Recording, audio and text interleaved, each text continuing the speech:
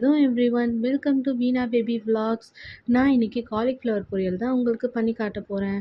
இது ரொம்ப சிம்பிளான ரெசிபி. இதுக்கு காலிஃப்ளவரை இந்த ஷேப்பில் கட் பண்ணி எடுத்துக்கிட்டேன். 2 சின்ன காலிஃப்ளவர் தான் நான் இன்னைக்கு எடுத்திருக்கேன். கூடவே 2 கிளாஸ் தண்ணி விட்டு நான் கொஞ்சம் வெது வெதுப்பாக சூடு பண்ணி இதில் ஊற்றிக்கிட்டேன். இது ஒரு 5 to 7 மினிட்ஸ் சோக் ஆகட்டும்.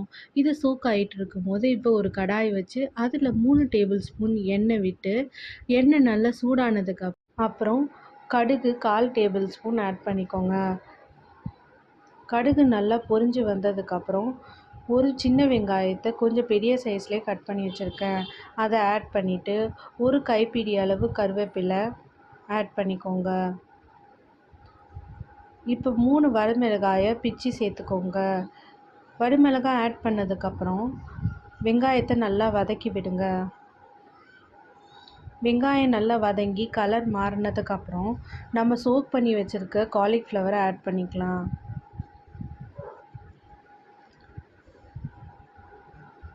நான் இன்றைக்கி 1/2 கிலோ கிட்ட காலிஃப்ளவர் ஆட் பண்ணியிருக்கேன். 2 சின்ன காலிஃப்ளவர். இப்போ 1 டேபிள் ஸ்பூன் மஞ்சள், 1/2 டேபிள் ஸ்பூன் உப்பு, கல் உப்பு தாங்க நான் இன்றைக்கி சேர்த்துருக்கேன். இப்போ இதை கிண்டி விட்டுடுங்க.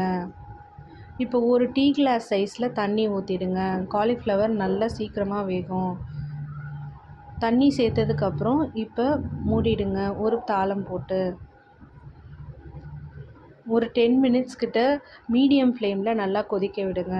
அவ்வளோதாங்க, காலிஃப்ளவர் ரெடி ஆயிடுச்சு. இப்போ காலிஃப்ளவரில் இருக்க தண்ணி நல்லா வற்றணும். இங்கே பார்த்தீங்கன்னா வாட்டர் இருக்குது.